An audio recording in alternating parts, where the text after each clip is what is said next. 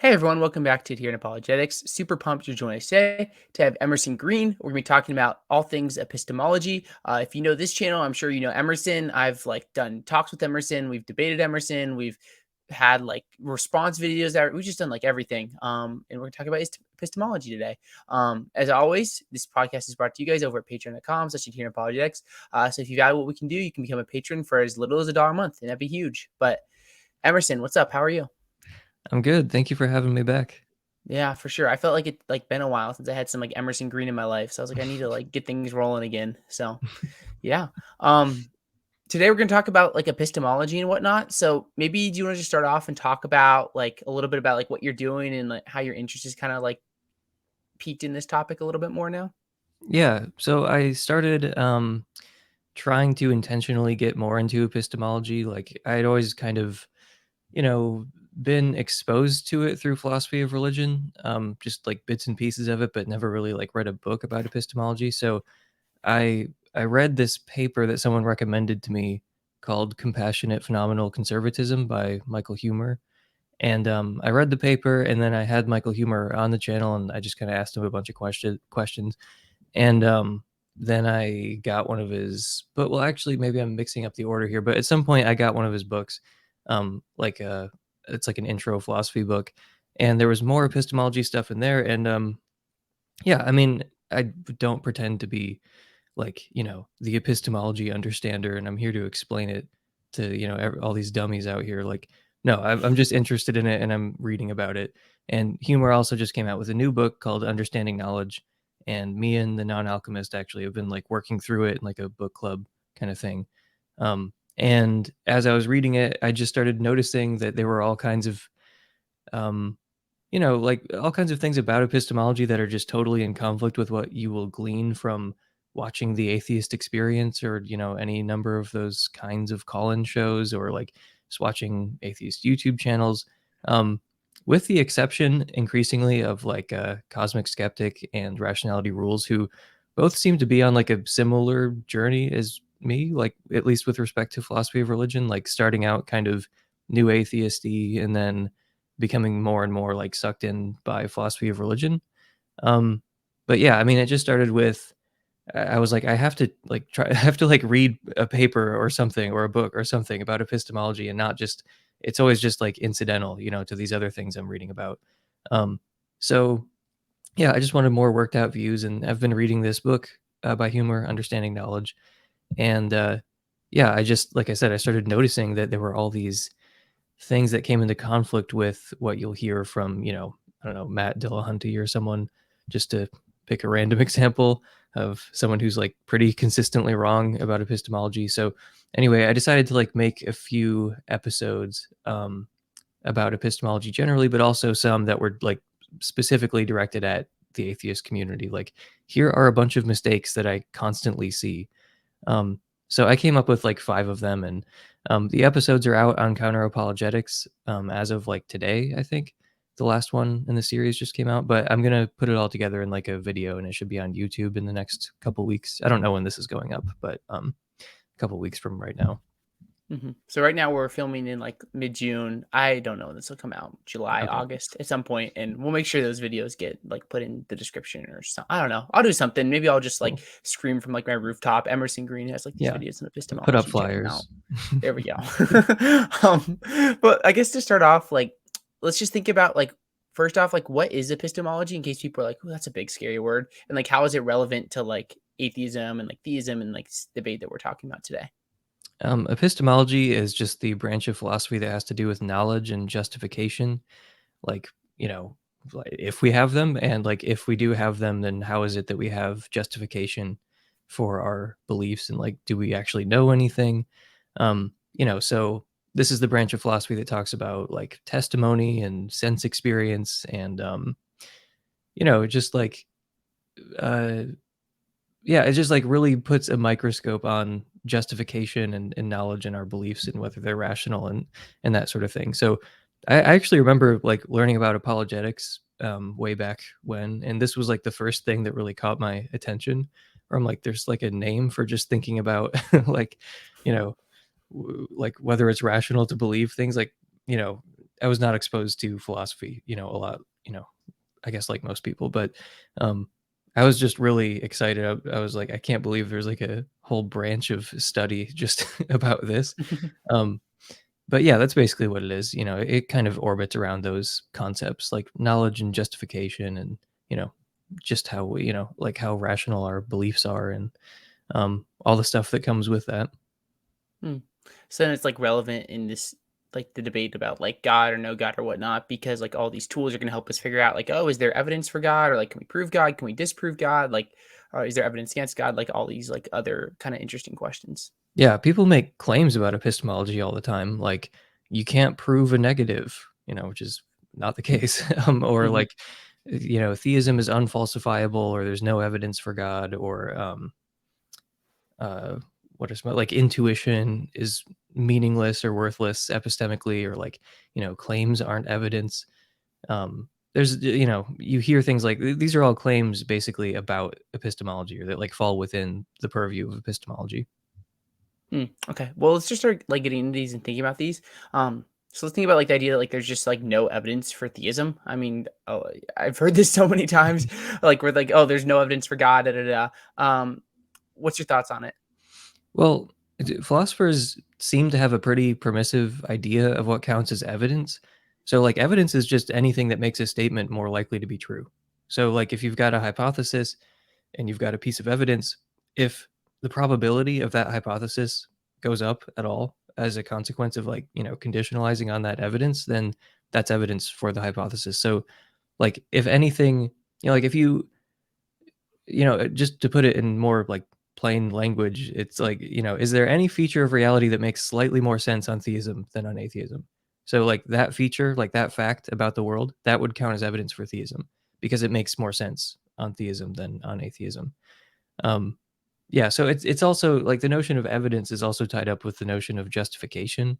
Um, like whether it makes sense to believe this, like so you've got some proposition like are you justified in believing that? Is there evidence for it? Does it make sense to believe that given what you know about the world? But yeah, it's like the idea that there's no evidence for theism is pretty implausible when you just uh, deal with that very basic notion of evidence, just like anything that makes a statement more likely to be true. It's like, okay, well, is there even one fact about the world that makes maybe a little bit more sense given theism than given atheism? Um, yeah, I would say that there are a few.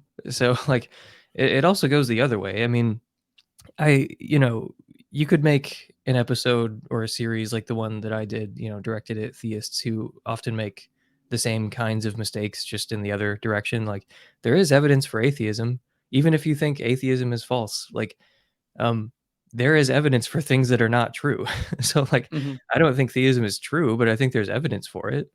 Um like I don't think that aliens are abducting people and, performing experiments on them, but there is some evidence for that. It's weak evidence, it's bad evidence, but just to say there's no evidence is just like I can't the only thing I can really assume is that the people who are saying that just have no like theory of what they're doing. They have like no like consistent notion of evidence that doesn't just immediately fall apart on scrutiny. Like I think a lot of them are probably working with some kind of scientific assumption like, oh, the only evidence that counts is like this narrowly defined kind of scientific evidence. But I mean, like again, it's the kind of thing that's so easy to pick apart that even if you just say that out loud, a lot of people will back up and be like, "Oh, no, actually, that's not what I meant." Um, because it's like it's so easy to think of counterexamples where you have like non-scientific evidence for something. Like if the only evidence that counts is scientific evidence, then virtually every conviction in history has been a wrongful conviction because there's been like no Hmm. evidence for it. Um, but yeah, I mean, evidence. It's like there are so many confused ideas about evidence that you don't really know what to grab onto first. Like it's almost like it'd be easier to like talk to somebody who's like a I don't know, like a faithful viewer of the atheist experience or something and just be like, okay, let's try to work out exactly what you think evidence is. Um, because, like Matt Dillahunty just made this video recently about claims aren't evidence, defending that idea. And, there were just all kinds of random things strewn throughout where it's like, that's wrong. Like, I don't know. Like, Mhm. he said evidence can't be supportive of multiple hypotheses. Like, evidence can only, like, some fact about the world can only be evidence for one hypothesis. It can't be equally good support for multiple hypotheses, or like pretty good support for this hypothesis and like not so good support for that hypothesis. It's like, that just makes no sense. Like, the idea that, like, you Mhm. just isolate some fact about the world and it is, like, only evidence for one theory, or it can only be evidence for one theory, um, just very strange. And then, like I said, there's this more common idea that, like, if something is true, then there's evidence for it, and if something is false, there's no evidence for it. Um, I mean, it's not hard to see, at least from where I'm standing, that that's not true. Like, evidential support happens all over the place. Mhm. There's all kinds of evidence for stuff that you and I would agree is not even true.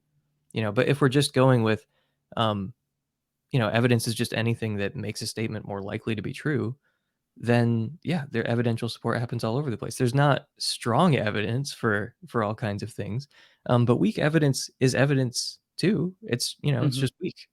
Um, but yeah, there is evidential support for theism, and I can say that as an atheist because I think there's stronger evidence against theism. Evidence is not proof. Like, there can be evidence for a hypothesis. That doesn't imply anything. It doesn't imply anything about the overall reasonableness of a hypothesis. So you can even think that theism is, like, silly. You can think that it's, like, the craziest idea, like, but you can still grant that there's some evidence for it. Um, because I just don't know what conception of evidence you're really working with if you say there's no evidence for theism. If you want to clarify and say, like, oh, there's no good evidence for theism, it's like, okay, well, then just say that. Like, because Mhm. that's a pretty important qualifier. It's one word and it's a qualification and it changes the meaning of the sentence. So just say that. There's no good evidence for theism if that's what you mean. But a lot of atheists literally mean there is, like, zero evidence for theism. But no, I think there are a non there's a non-zero number of facts that makes more sense on theism than on atheism. Yeah, I think it's interesting trying to figure out, like, what does someone mean by evidence? Because I think that's when you get this whole, like, debate, Emerson, like, because you have, like, people that, like, maybe in, like, the atheist experience crowd that might be like, "Hey, like, evidence is something that's, like I've heard, like, it's Jordan out, like, repeatable, testable, like, kinda like what you get in a laboratory, and that's the only thing they'll work with." And then you have other people where it's looking at things like there's other fields that can count as evidence, like testimony or intuition, these other ideas that, like, maybe, like, someone has an intuition that God exists. And it seems like to me, like, that would be evidence maybe that God exists, even if it's, like, very, very, like, little evidence, in the grand scheme of things. And, like, we kind of have to be almost, like, okay with the idea that, like, there is evidence for the other side. Like, I'm fine saying that there's evidence for atheism. Obviously, I think it's outweighed by the evidence for theism. But I mean, that's just the nature of the debate. Yeah, no, you can say that there's evidence for atheism. I mean, it would be ridiculous to say there's no evidence for atheism. Like, again, Hmm. like, just in reverse, like, there's not one fact about the world that makes slightly more sense on the idea that there's not a God. Um, like, I can think of a couple. So, Hmm. um, you know, yeah, I don't really think that. I guess the reason this bothers me is because a lot of online atheists, like, present themselves as, like, the rational adults in the room, and, like, Hmm. that's kind of why this gets to me, because a lot of people are wrong on the internet. It's not my job to fix everything that I see. It's like, "Oh, no, people are being wrong on the internet. I need to go do something about that." But, like, the reason this one bothers me is because, I've been defending atheism, publicly for a while, and I think that, um, there's just something that's annoying about, like, a group of people who are like, "Yeah, we're the smart ones. We live in the kingdom of reason," and then they just get, Hmm. like, basic things about epistemology totally wrong. Like, it is painfully obvious that Matt Dillahunty has not read, like, anything ever about epistemology, or if he did it, he didn't retain it or something. Like, it's like the mistakes he makes are not excusable given the platform he has and, like, given the influence he has. I think he's, like, totally irresponsible with his platform. It actually bothers me a lot. Like, I've got no sympathy for him. Like, he has a video about, you know, claims aren't there are multiple videos about, the whole idea that claims aren't evidence. And one of them has like more than 200,000 views. And it's like like claims aren't evidence is like it's either so trivially true that I actually don't know if anyone has ever denied it, or it is so confusingly wrong that you should be disqualified from speaking for like 2 weeks or something. Because Mhm. it's like it's one of those two. It is either like so trivial that nobody makes the mistake that he is talking about, or it's like it's wrong and I don't know why so many people want to die on that hill because there are so many obvious counterexamples. But a huge problem with Dillahunty and sort of with the people in that world is like I don't think they write anything. Like I don't think they like write out like a lot of their stuff is obviously like kind of live, I guess. And Mhm. if you just turn on the camera and start talking, there are just things that you won't notice about your own position. Like your position might be inconsistent internally, and you just might not notice it until you actually write out an argument, and then you'll see like there are all these missing steps or there are things that are like inconsistent with each other. And a lot of that can only come if you write about it. So for me, writing is like an important part of thinking about something. Like I'm not just writing to like help other people or like communicate something. Like no, it's mostly for me. It's mostly to like help me work out my thoughts about things. um and I often end up with a different position than when I started, uh because just writing itself like helps you get clear on a lot of things. And I think a lot of these people, they never write, they just hit record and start talking. And I mean, I think that's, because his claims, the reason I've said all that is because claims aren't evidence is not even like well defined. Like, I don't even know what he's saying. It's kind of like if you take the whole of all the things that have been put out there, it's incoherent. Like, he says Mhm. different things at different times when it suits him. Um, because at first you think what is being said is testimonial evidence is not really evidence. Like especially because the whole claims aren't evidence thing, like it came about in the context of the 500 eyewitnesses, I guess. I Mhm. haven't seen that debate, but that's what I've been told. It was like a resurrection debate, and then Dillahunty was like, "Oh, you've got no physical evidence. All you've got are claims. You've got like the claim that people saw Jesus and the claim that he rose from the dead, but you don't have any evidence." And then I guess that's just where this started. And if you think about it specifically with regard to the 500, it's like that could be a very reasonable point that you're making, like Mhm. having like a guy says 500 people saw something, that is different than having 500 independent eyewitness reports. But that is definitely not what he was saying. Like that would Mhm. be a reasonable point to be making, but I'm pretty sure that's not what he was saying. And he's gone to just like he and his followers. I'm just picking on him in particular, but it's like this represents a ton of atheists. They have just gone on to like reify this idea like until it's like an epistemic principle or something. And I guess, that's why it's frustrating to me because there are so many really obvious counterexamples and it's not even clear what he means. He conflates the idea of a proposition and a claim. Again, this is the kind of thing that this is not the kind of mistake you would make if you read anything about epistemology. And the spirit of it seems to be like testimonial claims don't count as evidential support. But when I asked him directly, like, is that what this means? And many atheists told me that's exactly what it means. And then Matt Dillahunty goes, no, that's not what it means. And I'm like, well, then I don't know what you're saying. Like, I don't know what this is even intended to communicate. So I've like in this series, I talked about the idea that testimony isn't evidence, it's just epistemically worthless. So I can talk about that, but the claims aren't evidence thing. I don't even know what to say. Like, Trent Horn Mhm. made a good video about it, but I actually did like too much research on the claims aren't evidence thing, and because of its incoherence, it was just kind of like demoralizing, and I just like couldn't finish the episode I was trying to make about it because I'm like I'm trying to like make sense of a guy who doesn't even have like a coherent position and who will never admit he's wrong about this. Like he's just going to keep doubling down over and over and over again. And I was just kind of like demoralized about it. I'm like, who Mhm. cares?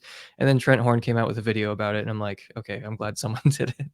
But yeah, I don't really have anything else to say about claims aren't evident. Well, I mean, I guess that's not true, but I don't know what else to say about it until I have something clearer to really grab onto. But I can talk about the idea that testimony is not evidence because I know what that Mhm. is. At least I know what the claim is, you know? Yeah. Well, maybe let's just like break down like testimony doesn't count as evidence then.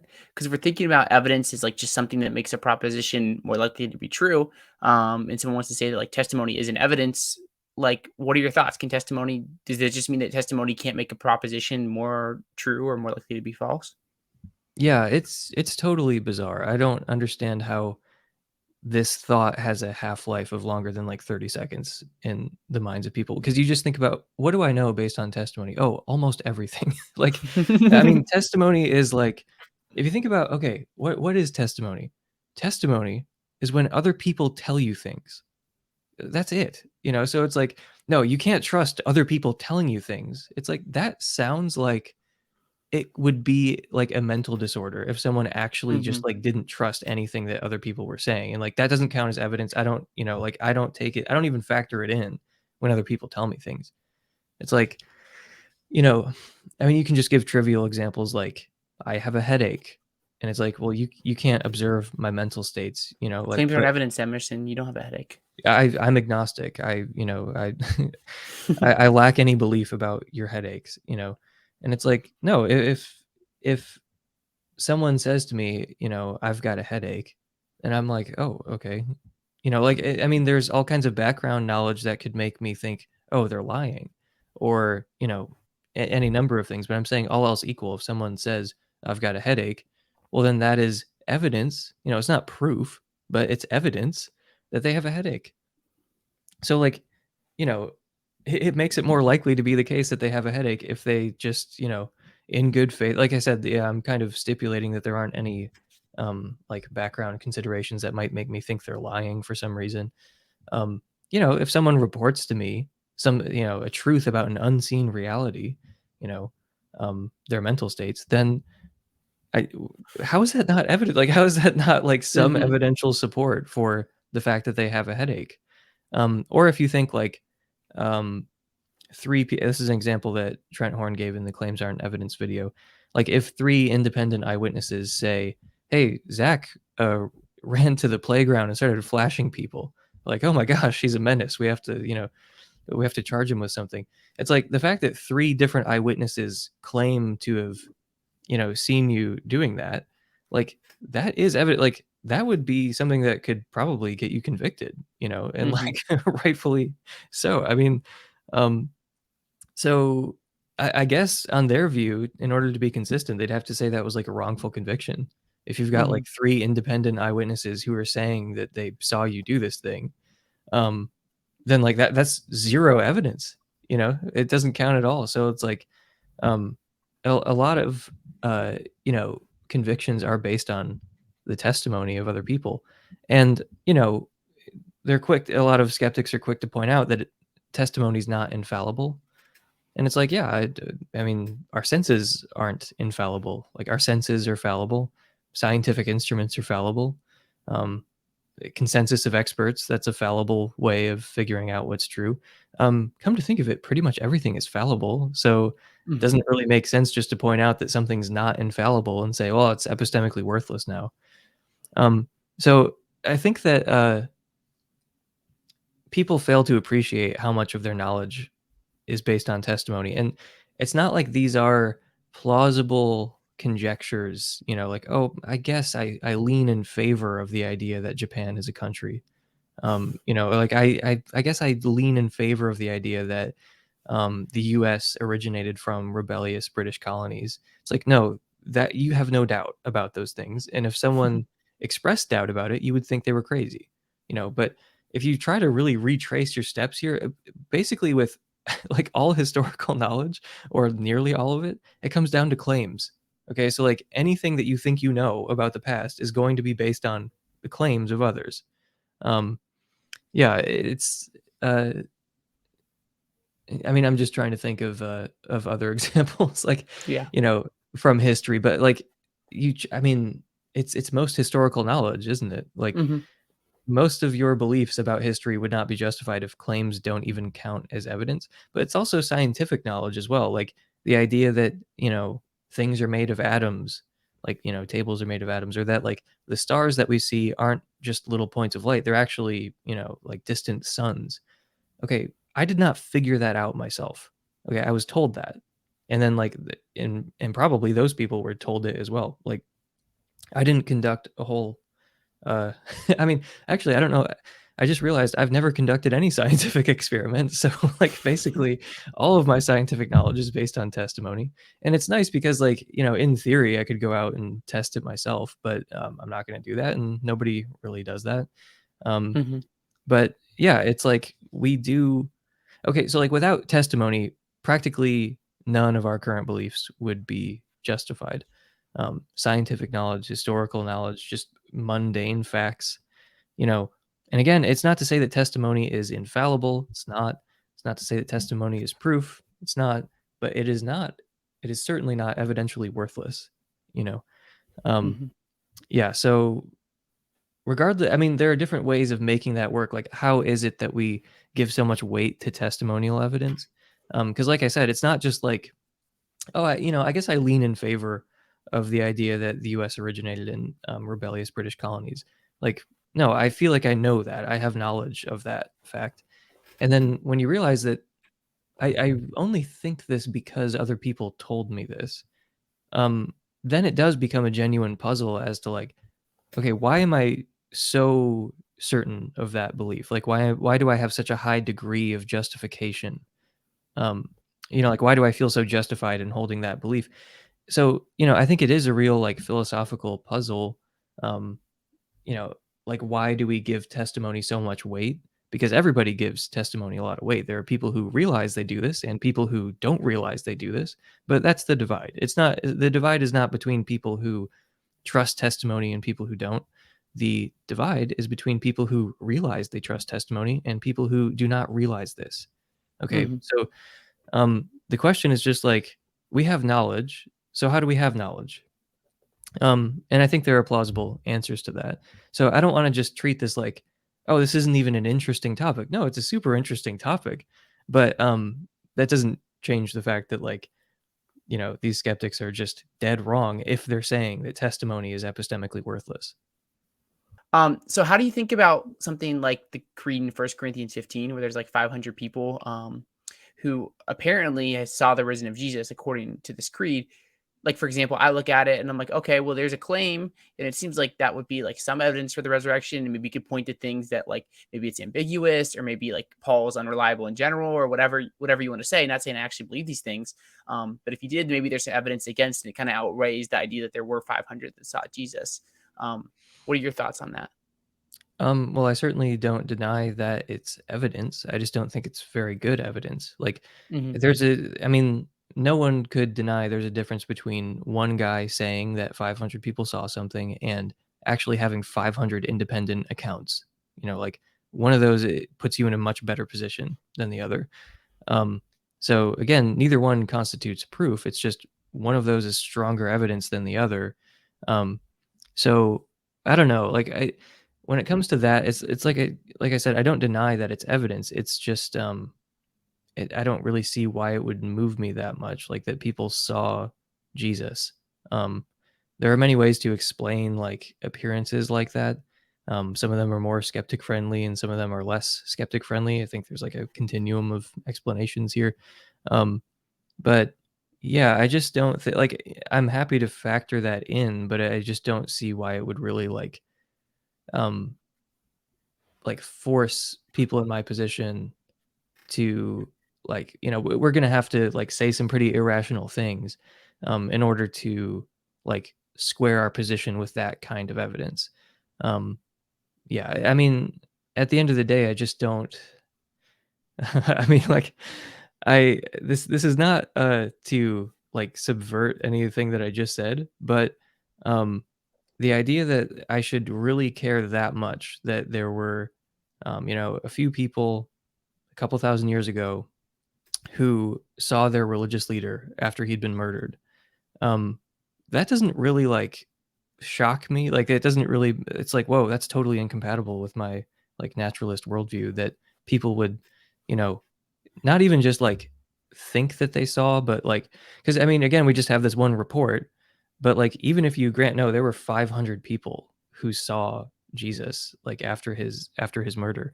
It's like, okay, well, that's not like incompatible with naturalism. Like post-death appearances are actually pretty common. I've been reading Dale Allison's book, not about the resurrection, but about like kind of mysterious things that happen in our world, I Mhm. guess. And it's really interesting because, um, it's actually really common for people to see dead loved ones after their death. And people are afraid to talk about it because they think it makes them sound crazy or something. But there was this study, it was somewhere in one of those Scandinavian countries, where they were asking um, people who had just lost like a spouse in the last year. They're like, "Have you seen your spouse like after their death?" And one person out of 50 said that they had seen their spouse, post mortem, and that person was like kind of a mystic or something. And the researchers were kind of like, surprised by that, because they're researching this phenomenon, so they've obviously thought that more people than that would have seen it. Like they for some reason they were investigating this to begin with, so they were surprised by the fact that only 1 out of 50 people they talked to said that they had seen their dead loved one. Um, so then they went back and they rephrased some of the questions, and they kind of couched it in like, by the way, this happens all the time. It's really common. It doesn't mean you're crazy. Like this is a really common occurrence. And then once they did that, the number went from 1 in 50 to 25 out of 50. So it went from 2% to 50% because they asked the question differently, and they were like, by the way, you're not crazy if this did happen to you. Um, Mhm. so I think that like this kind of thing is actually common. And like I actually had a friend growing up who saw his dad like a couple days after he died. Like he walks downstairs and like his dad is just sitting in the recliner, like where he always sat. And then my friend like, ran out screaming. Um and I just never knew what to make of that story because he was adamant, like it's not like he ran away and then he woke up in his bed. It's like he ran out of the house. Like, Mhm. and he I was like, "Well, was this like a faint like in your mind's eye or something?" He's like, "No, I saw him as concretely as I'd ever seen him." Um, and I mean, this was in like, like freshman year of high school or something. Um, but anyway, I'm just saying these kinds of postmortem appearances, however you want to interpret them, um, it is a fact that lots of people have them. And I don't know what they mean. Okay, but I'm not going to discount the experiences. Like I'm not going to say no, that didn't happen or something. Um, no, I mean, I'm open to a range of explanations on this, but um, yeah, that was not the most Mhm. direct answer to the But 500 thing. But I'm just trying to say I'm not trying to say, "Oh, it's just a hallucination," or like trying to Mhm. be like totally dismissive about it. I am a little dismissive about the evidence, like, "Oh, I should be a Christian now because some people say they saw Jesus after his death." That part I am a little dismissive about, but just I'm not really dismissive about the experiences. Like I think that they might have basically happened as reported. Um, but I mean, you do have to admit, just like having one guy say that 500 people saw something is. I think you even mentioned this on Twitter. You were just like, I don't see like the apologetic value in this. Like, I don't see Mhm. why this would really budge atheists one way or the other. And then there were a lot of people who came at you and were just like, how dare you say this? Are you even a Christian? It's like Yeah. seems Yeah. pretty reasonable to me, but Mhm. yeah. Yeah, that did happen. I've been reading Dale Allison on First Corinthians 15, and like he just like he thinks it's especially like the first part is like a very early like real creed. And then he can like he looks at the 500 and he's just kind of like who were they? Like where are they from? Like what was the nature of their appearance? How could the Corinthians ever verify it? And it's like yeah, like those are good points. Like if you're gonna make an apologetic argument, or I'm like Emerson Green, like time to convert to Jesus, like those are tough questions that I don't really know if I have an answer to in the context of like an apologetic argument. But yeah, that's that. I think you did a good job though because you kind of like help emphasize that like you can have evidence again for a view that's different than yours, but also have these other questions like maybe surrounding that maybe like lowered the like strength of like how strong the evidence may actually be. So Yeah, I mean, just imagine the opposite was the case. Like imagine if we didn't have that testimony. So like you can think that it's not very strong evidence, but wouldn't the case for the resurrection be worse if that evidence wasn't there? Like if you were Yeah. trying to make the argument for the resurrection and you just X out all the stuff with the 500, like doesn't that make the case worse? So I think that it would like if there were no five like if there wasn't even a claim that 500 people saw Jesus, then that would leave the case slightly worse off than it was before. Um, but I'm just saying your view is incoherent if you say, "Oh yeah, if you cross out that bit of evidence, the case becomes worse, but if you add it, it doesn't become better." You see what I mean? So it's like I think if you removed the any reference to the 500 or to Paul's testimony or anything, then the case for the resurrection does get worse, which means that if you put it back in there, it gets slightly better. Like you Hmm. can't have it both ways.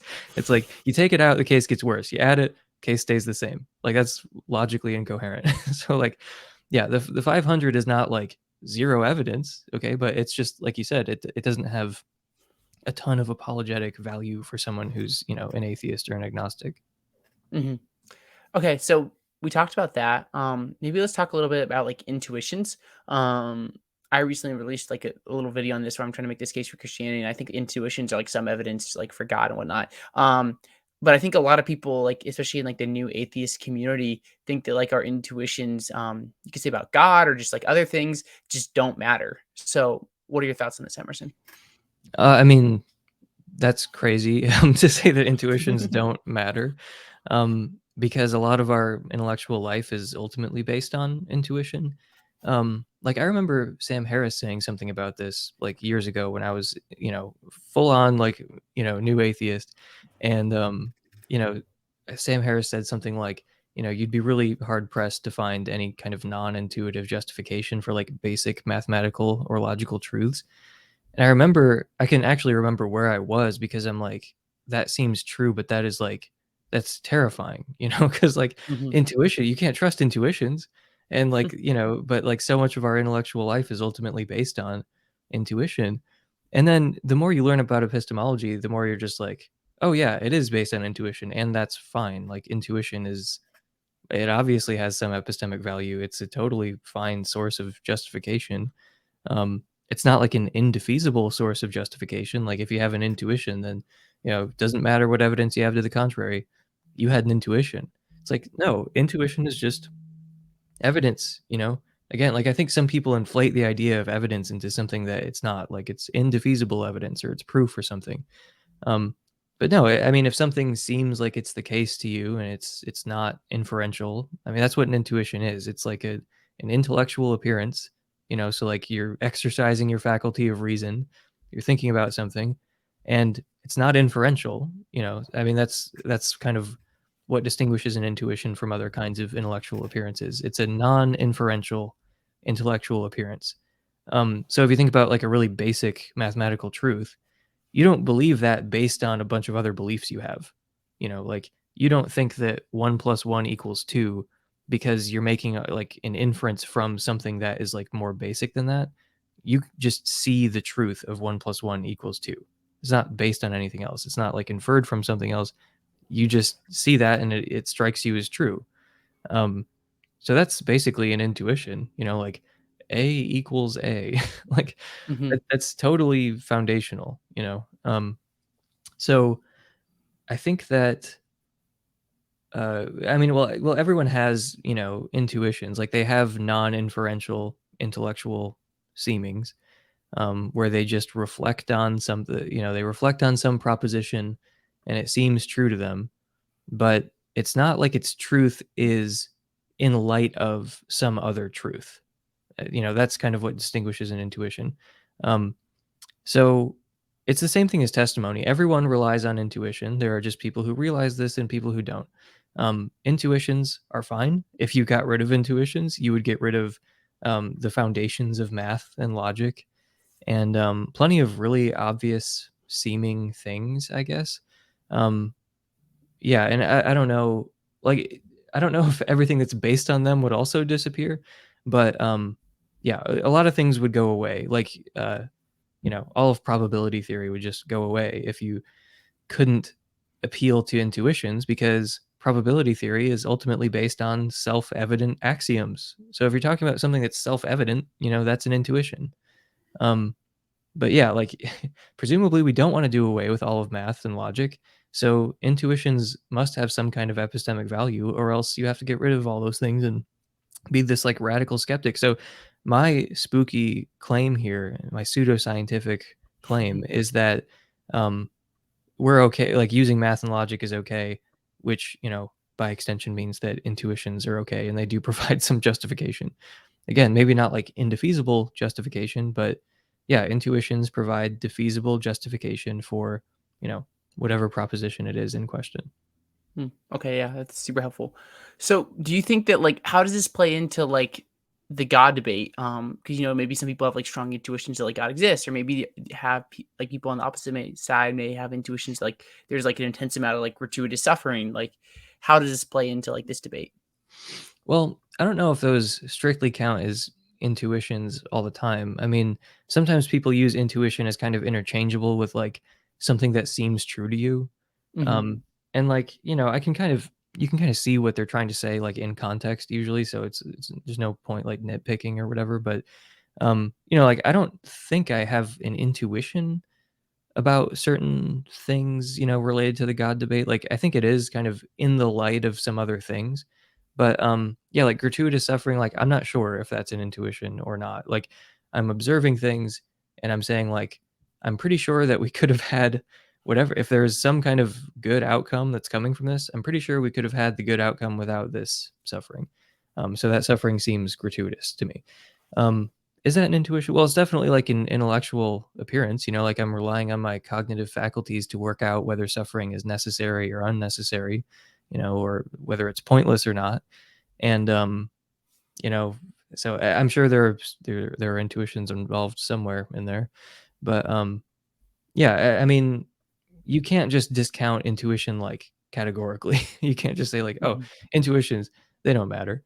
Um, but we can, I mean, this is not like a conversation stopper. Like I said, it's not like indefeasible proof or something. It's like if you have an intuition, that doesn't mean that you can just dust off your hands and like, oh, job done. Like I had an intuition, so case closed, argument over. It's like, no, you still have arguments after that. It's just you can point to, like, if you have like an argument and one of the premises is just justified by intuitive obviousness, then like you have to say that's what you're doing, but like that's fine. Like you can just state some like transitivity. You can say like if A is better than B and B is better than C, then A is better than C. So like um I mean, that could be a proposition in an argument, and then I could say, "Oh, isn't that just obvious? Like, isn't that Hmm. just like self-evident?" So I would just be appealing to intuition there. It turns out there are arguments you can give for transitivity, but I'm saying like if that was a premise in an argument, I could put it there and just say, "Isn't that obvious?" Like I mean, I don't see what would really be wrong with that personally.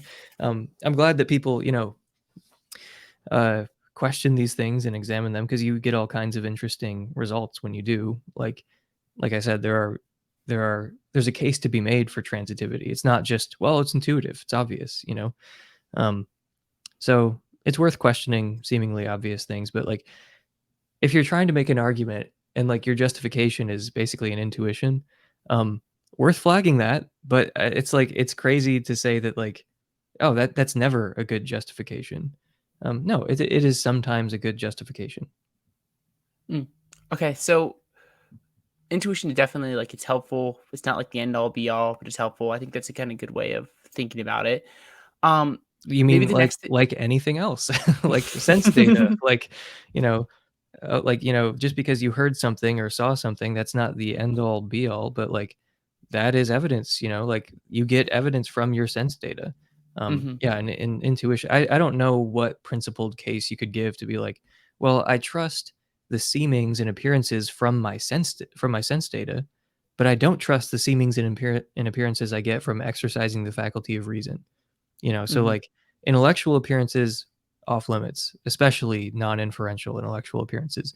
But appearances from sense data, that's fine. I don't see any principled way to distinguish between appearances and seemings like that. It's almost like to like have like a good like holistic worldview. You should like be building in like intuition and evidence and scientific data and just putting Mhm. all these things together to help develop like what we believe about things. I think that's what a rational person would do, yeah. Speaking of what a rational person would do, is they would never say that God doesn't exist because theism is like unfalsifiable. Right. What are your thoughts there? Um, yeah, I mean, there are kind of 2 things there. One is like, "Oh, I don't say God doesn't exist, I simply lack a belief in God." Um, my main issue with that is that it just sounds inaccurate to me. Um, like, if you listen to people who say they lack a belief in God and they're comparing God to like Santa Claus and stuff like that. Well, okay, you obviously don't lack a belief in Santa Claus. So it just seems to me they're not accurately reporting their psychological states. So I mean, honestly, that is like my main issue with lack theism. It's just like Mhm, that's not true. Like you don't just I know I'm ultimately just like making this judgment based on how things based on your behavior and stuff, but like I don't think you just lack a belief in God like a cactus lacks a belief in God. Like you seem to have some opinions about this whole situation. Um, you know, so I feel like they they do have an opinion. They do have doxastic mental states, about the proposition God exists. They think it is the case that God doesn't exist, or they think it's not the case that God exists. Um, so they do have a belief. That's all a belief is. You think that something is the case. Like mhm, you affirm a proposition, you know, not with absolute certainty. You just think that it's true. So like mhm, if you think God doesn't exist, that is equivalent to saying you believe God doesn't exist. So I don't really get the whole whack theist thing. I mean, first of all, like I said, it um, doesn't sound like an accurate reflection of their mental states because they seem to have pretty strong opinions about the whole thing. I don't think that they just, like a baby lacks belief in God. And like I look at like Matt Dillahunty and I'm like, I, these are totally different cases. Like it's not the baby and the cactus and Matt Dillahunty, like they're not all in the same box. Okay. They don't like like one of them is capable of forming opinions about God, and it's like 90% of what he talks about. It's just weird to say like, oh, I totally lack a belief about this thing. Like I have no opinion about the proposition God exists. I lack any mental state one way or the other. Like a belief is just a mental state in which you think something is the case. Okay, so like again, mhm, it just seems just using the standard usage of like basic terms, you don't lack a belief in God. So anyway, it's aggravating to me because like I said, it just sounds like I'm not claiming like, oh, there's like some objective dictionary and they're in violation of it or something. I'm like, mhm, you are not accurately reporting your own mental states. Like that's kind of why lack theism bothers me. But anyway, sometimes the justification for this is tied up in what you mentioned, like that theism is unfalsifiable. And it's like, oh, well, theism can't be falsified, so it's a bad theory and should therefore be rejected. And my main issue with that is that I think there's evidence against theism. Like mhm, I think that gratuitous suffering, which I'm pretty sure exists, is evidence against theism. And divine hiddenness, which obviously is the case, like that's evidence against theism. Um, so if theism were unfalsifiable, that would be impossible. Like there's no evidence against unfalsifiable theories. That's why they're unfalsifiable. Um, I think some people again, they just have such a confused notion of evidence that they sort of conflate it with proof and they're like, well, there's no way that I could conclusively with absolute certainty prove that it's wrong. Therefore, it's unfalsifiable. It's like, okay, well, by that standard, everything's unfalsifiable. Like that's a mhm, bad definition of unfalsifiability. Um, because the list of things you can have absolute certainty about is pretty short. So um, if that's the standard, if you can't prove it with like conclusive Cartesian certainty, oh, it's unfalsifiable. Okay, that's a bad definition of falsifiability or unfalsifiability. Um, what actually makes something unfalsifiable is if there can be no evidence against it. So there's no disconfirming evidence against the hypothesis, that's why the hypothesis is unfalsifiable. But if you think there's like evidence against it, in other words, if there are facts about the world that make more sense on the hypothesis than the negation of it, then it's not unfalsifiable. Like, Mhm. and the thing about falsifiability, if you think about it in that kind of probabilistic way, like it comes on a continuum. It's not this binary thing. Like it's either falsifiable or it's unfalsifiable, and those are the two binary options. It like comes on a scale because a theory can make more predictions and stronger predictions, and it would get better evidential support, because it does that. And then there could be a theory that is very similar to it, but doesn't make as many predictions, and the predictions are not as strong. Um, so it's like, they're both falsifiable, but one of them is like more falsifiable. So it's not this binary thing, it's a continuum. But if you're talking about a theory that is like on the far end of the continuum that's unfalsifiable, then there's like no evidence. There's like no conceivable evidence that could work against it. Um, but the problem with that, like if you remember what I mentioned about the 500, where I'm like, if you remove the 500 from the case for the resurrection, then the case for the resurrection gets a little weaker. And then, so that means that if you add it to the case for the resurrection, then the case for the resurrection gets marginally stronger. Mhm. Like you can't have it both ways. So it's kind of the same thing with unfalsifiability. Like if there's no evidence that could be raised against it, so it's an unfalsifiable theory, then there's no evidence that could be raised for it either.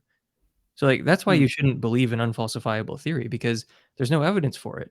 There's no evidence against it, but there's no evidence for it, because, evidential support and disconfirmation, they go hand in hand like that. It's like a two-way street. You can't have evidential confirmation, but there's no possibility of disconfirmation. Um, so theism, I say, is not unfalsifiable because there's some evidence for it and there's some evidence against it. That's not possible for unfalsifiable theories. So you cannot simultaneously say, oh, the problem of evil is this big problem for theism. Oh, hiddenness is, a really good reason to think theism is false. Religious diversity is good evidence to think that, like the Christian monotheism is false or something.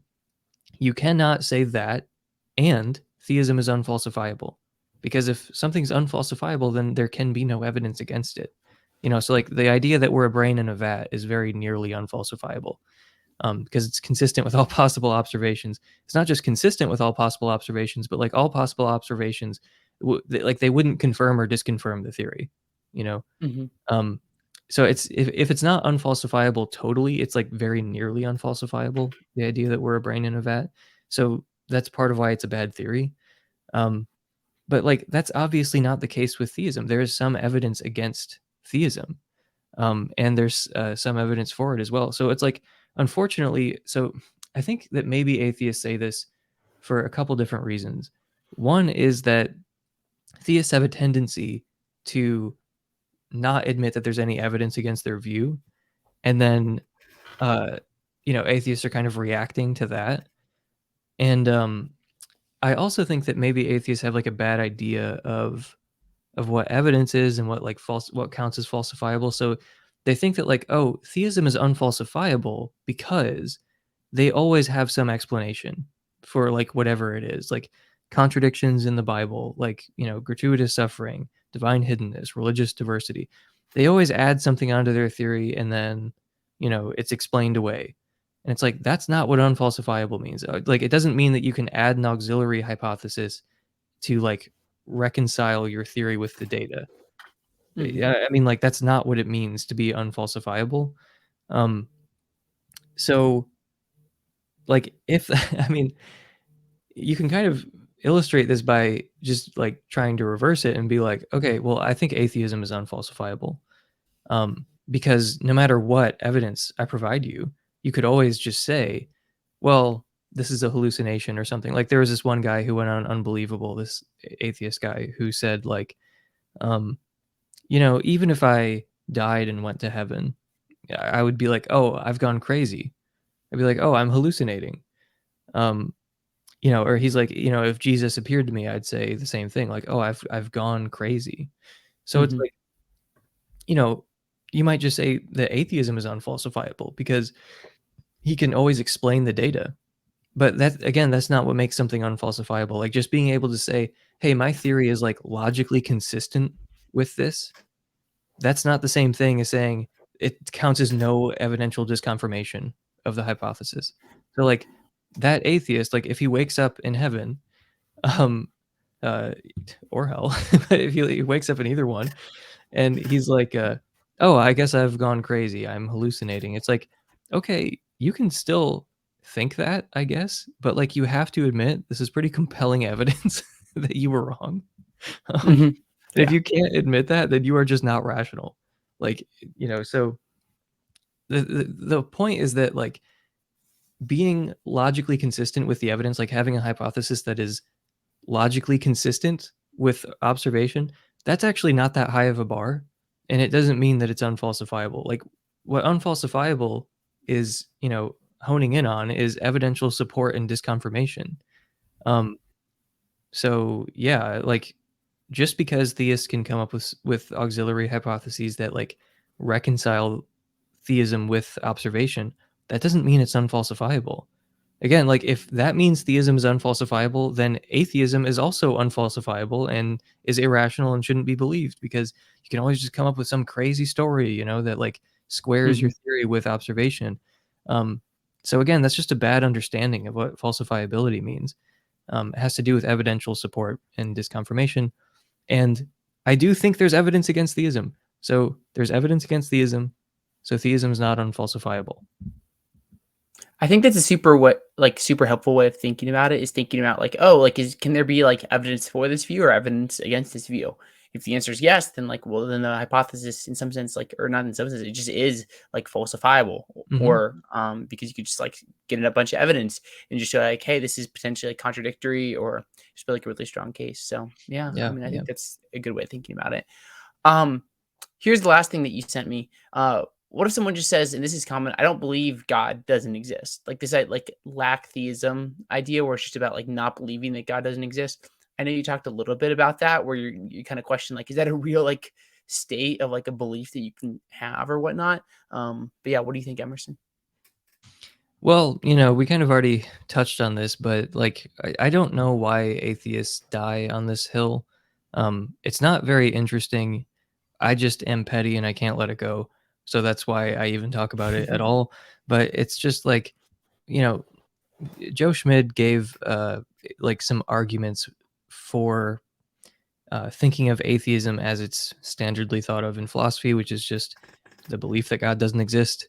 So there are arguments to be made here, but like I said, the thing that bothers me about it is people warping basic terms in epistemology, like belief, and also just inaccurately reporting their psychological states. Like, that's kind of why the lack theist thing bothers me so much. Because I don't believe that they lack a belief in God. Like, I think that I'm going to take their testimony seriously when they say God's like Santa Claus, or leprechauns or whatever. And then they add, like, "Oh, I'm not trying to, like, offend, I'm just trying to explain how I feel about this." And it's like, okay, you do not lack a belief in Santa Claus. You think that Santa Claus is not real. Okay. So if you're comparing those things, you do not lack a belief in God. Okay. And yeah, like I said, all it takes is like a casual search of, you know, their social media history, or like things that they've posted on YouTube or whatever. And it is just so abundantly obvious that they think it is the case that God doesn't exist. Okay. Hmm. Like, they don't just lack any opinion on it. Um, so yeah, like I said, I think they're just inaccurately reporting um their beliefs, but I think that this comes to them once again not ever, ever, ever, ever, ever, ever, ever engaging with epistemology and just watching Matt Dillahunty blather on about it. Um, and they just are profoundly ignorant of the entire, like, field of study, and that's why they have this kind of hang up where they're just like, "Oh, I don't believe God doesn't exist." It's like, what do you think a belief means? And they Hmm. usually have some, like, super inflated version of it, and it's like, no, like, just in epistemology, which you guys are claiming to be, like, you know, like I said, the rational adults in the room. Um, so, like, within epistemology, which you guys claim to have a much better understanding of than theists, belief is used really casually. It just means you affirm a proposition. It just means you think something is the case. That's it. So like, or you think something is not the case. So like, I think it's not the case that God exists. Okay, well then I believe God doesn't exist. That implies nothing about faith or like certainty, or like, evidential support one way or the other. So yeah, just the hang up on saying, like, they just so desperately don't want to say that they have a belief here. And it drives me crazy because there's nothing weird or wrong or irrational about believing a proposition. It's so I cannot convey how stupid this is. Just to be like, "Oh, I don't have beliefs. Like, I don't affirm any propositions. I don't think anything is the case." Like, what? Like, yeah, it's just very annoying, and it's the kind of thing that you could disabuse yourself of if you read 3 pages of an epistemology book, or, like, it's just not Mhm. it's not, like, an understandable mistake, okay? It's like, "I have never read anything about this subject ever," kind of mistake, and it's one that, like I said, like, the, like, atheist experience crowd, they have decided to just die on this hill, and it's like, "Okay." I don't know what else to say really, other than just, read any book about this topic. Like, don't read like Pop Apologetics or something. Um, Actually, just like look into epistemology a little bit. And yeah, I mean, it just makes no sense to say that you just lack a belief in God. And besides, it's not an accurate report of how you actually feel anyway. Um, the way I think of a belief is just as a mental state, in which you think something is the case. Mhm. So I mean, that's it. So, I mean, you have all kinds of beliefs, like you believe that smoking causes cancer, you believe that humans evolved by natural selection or something. Like, again, there can be scientific evidence for your beliefs. Okay. Like, there's just this like weird dichotomy between like belief and, oh, I don't know. What do they want to say? They say, oh, I don't believe evolution. I like accept evolution. Those are synonyms. Okay. Like, they mean exactly the same thing. Mhm. Yeah, I mean, I don't really have anything to add. I think that's very well said. Well, Um I will add one more thing actually, because I said I don't know why atheists are doing this, other than ignorance. Well, actually, that's not totally true because they, my slightly uncharitable reading of it is that they don't know how to make arguments for atheism, so they just say, "Well, I just lack a belief. I lack a belief in God, so I don't need to justify that." And it's like, so they don't know how to give a positive case for what they think, so they, construct this elaborate artifice where they're just like, "Oh, I don't have to like make a case. I don't have to like give evidence for my views because it's just a lack of belief." So, I mean, slightly uncharitable, but I think that's maybe why they want to die on this hill. Like, they want to create this system where they don't have to defend their view because they don't know how. So they just say, "Oh, it's not a belief. It's a lack of belief. That's why I don't have to justify it." Yeah, who knows? Perhaps. Anything else you? I mean, oh, I'm thinking about it, and I'm like, there is something there. I don't know. I mean, I never was an atheist, so I can't really like. Yeah.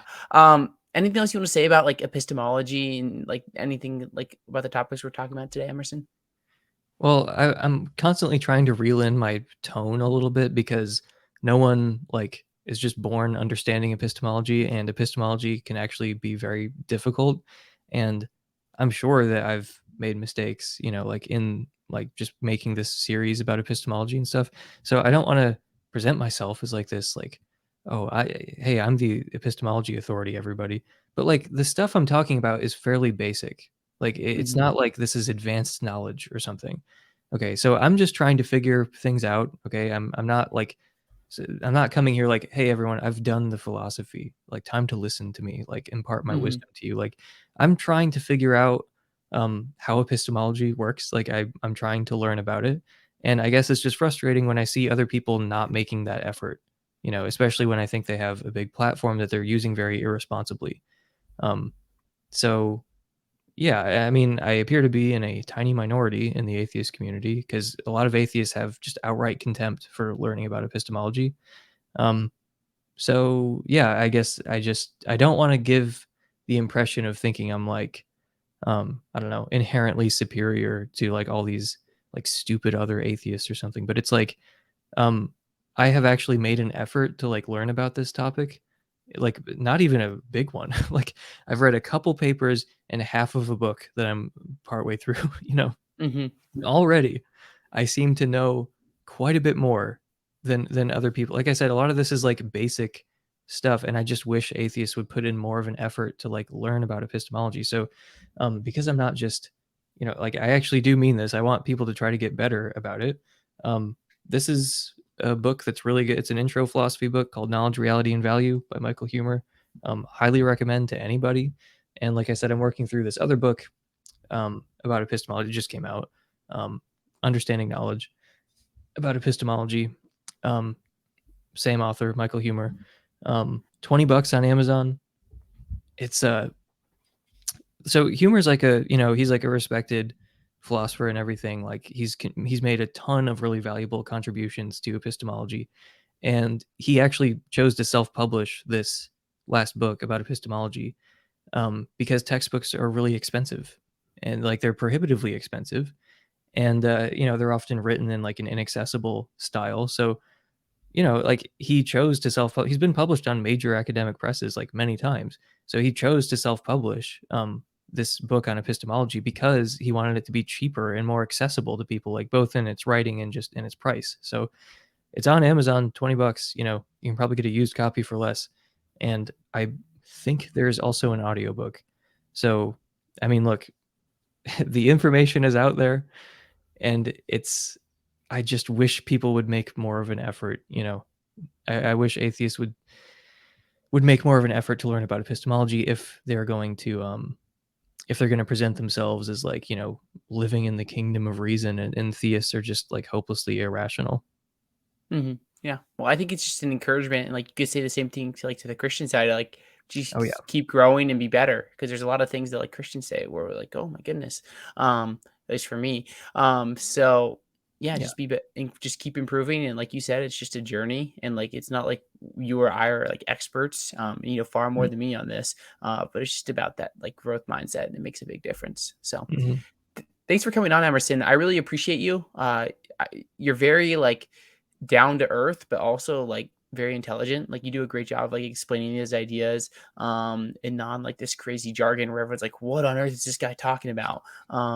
So yeah, I appreciate you a lot for coming on, and I enjoy a lot of what you're making. And it's fun because it's like there's stuff where I'm like, oh, I just totally disagree with him. And there's parts where I'm like, yeah, I'm just like totally on the same page as him. And it's just I enjoy it a lot. So thanks for coming on. Thanks, man. I really appreciate that. It means a lot. How can people like one like follow you, connect with you, things like that, and then two, like what projects are you working on in the future? Well, like I said, I've got this epistemology series, and I don't know when this this interview or conversation is coming out. So this might have already happened, but I've got a debate that I just recorded between someone who defends a limited God and someone who defends like an unlimited God.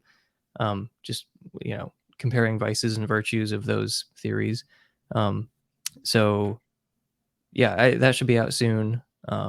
Is between LDS philosophy and Dry Apologist. One is a Catholic, one is a Mormon. Mormons don't believe in like this like super unlimited perfect being theism, like the Anselmian kind of theism. So yeah, it's like a limited God versus unlimited God. So I've got that debate coming out. I've got more epistemology stuff coming out, and I'm interviewing Dale Allison in the next, I don't know, month and a half, I think, about that book, Encountering Mystery. And yeah, I really like that book. in case you're not familiar, but it's cool. It's got it's got a lot of X-Files stuff in there that I'm kind of into. So Yeah. Well, that's sick. Well, Emerson, thank you so much for coming on. I'll leave some links down below to your channel and to like your amazing top tier Twitter feed that I'm sure everyone loves. And yeah, thank you so much for coming on. If you guys are just joining us today and you're new to Hearing Apologetics, be sure to like subscribe, leave a like, all that fun stuff. If you were joining us for an hour and 9 minutes, surely you want to subscribe, right? And yeah, that's that. If you value what we do, consider becoming a patron at patreon.com/Hearing Apologetics. Give Zach money. Huge. Stop holding out on him. I'm gonna take that little clip and I'm gonna be like, I'll be like the words of an atheist. I don't know. There's some sort of funny title I can put to that clip right there. Just give Zach money. No intro, no outro. You can use that blurb. You can quote me on that. Well, Emerson, this has been fun. We'll talk after we end the recording. But yeah, thank you everyone for coming on. Have or listening. Have a good one, and God bless.